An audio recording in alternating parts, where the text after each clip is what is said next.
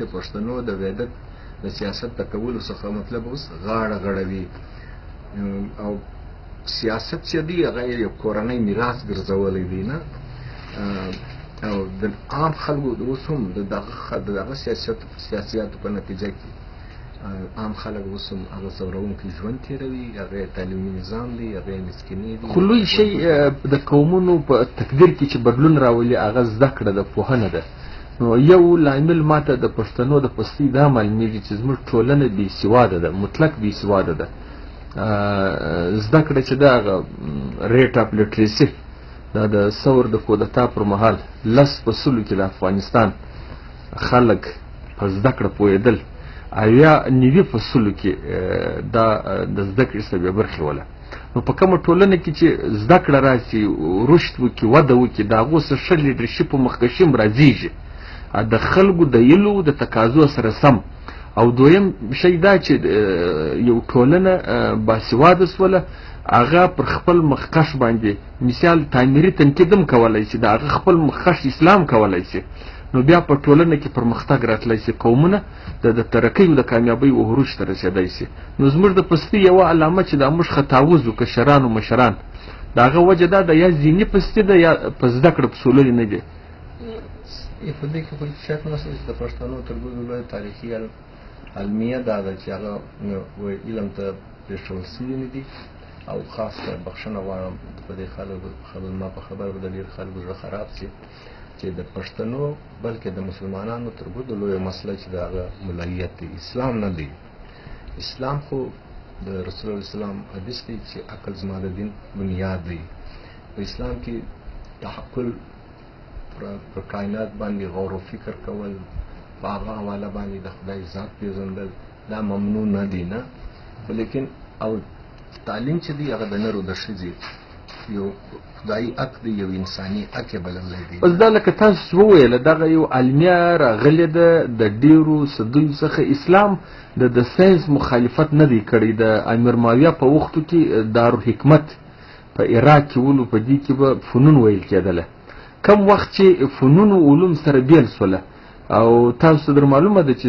ساینسدان وي هغه د دین سره لږ کمزوری وي، چې د دین زده کړې کړې وي هغه ساینسدان ته د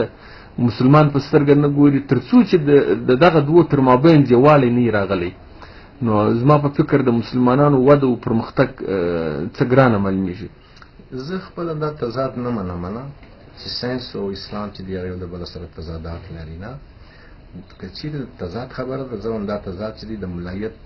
او د مسلط سوی دي د بندیانو لخوا پر مسلمانانو باندې. ګوره داسې دی جوړ محمد، تاسو پوه خلک یاست. کله چې د یوناني علومو ترجمه وسوله، لکه تا چې حواله ورکړله د خاص کر د عباسیانو په دور کې نه، بیا چې هلته د روشن فکري دور راغلی، د اخوان صفا دور راغلی، د معتزله او د اشعریه او د نور خلک دور چې راغلی، نو هلته خلک بیا سوالونه پیدا سو په سیاسي حوالو هم، په بادشاهت هم خلک په پاسون سو، او د دین په حواله هم نوي سوالونه راپورته کولو که. نو دا هغه وخت و چې بیا ریاست او د هغه وخت کم روایتي ملایزم و هغو لاس سره ورکړي، او بیا دا روشن فکران چې د دې ترور وسو. اوس 300 کاله دغه عمل چې جاري و، مسلمانان په نوي فکر باندې سمبالو او د دنیا د تقدیر مالکان وو. دغه دور دی چې په ټوله یورپ کې تورې تیارې غوړېدلې وې، او انګریزان په خپله و دا دور ته وایي چې دا ډارک ایج و، دا تور دور و. بټن رسل په خپله یو د ده په مشهوره هسټري کې ابریف هسټري آف ویسټرن فلاسفي شاید دا نوم دی، ما ویلی خو مخکې هغه په خپله دې خبرې اقرار کوي چې یورپ ته د ساینس رڼا چې ده هغه مسلمانانو راوړې ده. و د نشاط ثانیه چې کومه خبره کېږي په اټالیا کې په روم کې نه، نو هغه په خپله دا خلک به دغه څخه د اسپانیا څخه مسلمانانو یونیورسټیانې وې، دغه څه بې خلک بیوله، سکالران بې بیوله، وزټینګ پروفیسران بې بیوله په خپل یونیورسټي کې، بیا په هغو باندې طب او ساینس او کیمیا او طبیعت د هغه زمانې چې و هغه بیا ورته په ویله. نو دغه علم چې و هغه یورپ ته منتقل سو، او د د قسمت خرابي دا وه چې بیا موږ برته د رجت پسندي تر غلبه لاندې پیدا سو. 300 کاله چې په علم کې مسلمانان تر یورپ او تر دا خلکو په مخ کې 300 کاله د دورې ورلو په داخل په مشرق د شرقي ټول یورپ یې ونیوی، اسپانیا یې ونیوله، ابو تختامش داسې سړی و چې هغه ماسکو پسې ونیوله، سپین یې څه ټوکړې یې ونیولې، جبل طارق په نامه باندې تر اوسه هلته غرونه دي د طارق بن زیاد په نامه باندې. نو لیکن بیا چې د علم څخه لیرې سوله، د تحقیق څخه لیرې سوله، د رجت تر اثر لاندې راله، نو اوس بیا 300 کاله کېږي چې په یورپ کې صنعتي انقلاب راغلی دی او 300 کاله کېږي یورپ دا دی رالی،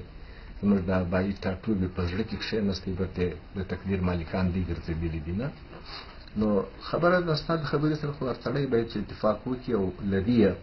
چې موږ باید چې خپل قام په جدید فکر و نظر سره سنبال کړو، د داخلي د قومیتو د دا تنګ نظریو د جنګو او د دې خبرو سې وژغورو او یو وحدت پکې پیدا کړو، یو د خپلو عنعناتو د مثبتو عنعناتو د پښتو باندې موږ باید چې ویاړ وکړو، په خپل عقیده او په دین باندې باید چې موږ ویاړ وکړو. زه یوه خبره کوم او عموما یې کوم، په لیک کې مې هم کړې ده، په ناولانو کې مې هم کړې ده. زه وایم چې ماډرنیټي د فکر جدیدیت خپلول هغه که د هر چا وي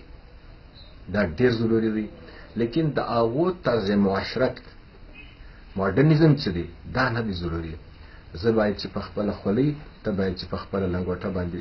ویاړ وکړې، فخر وکړې او هر پښتون یې باید چې وکړي، لیکن و په نوي جدید فکر باندې چې هغه موږ هغه ته داسې ویلی شو چې روح حسر چې دی د زمانې کومه چې روح ده په هغه باندې باید چې موږ پوه یو او زموږ تخلیقاتو دا باید چې په هغه تناظر کې وي، نو بیا به زموږ قوم ته یو مثبته نتیجه راځي.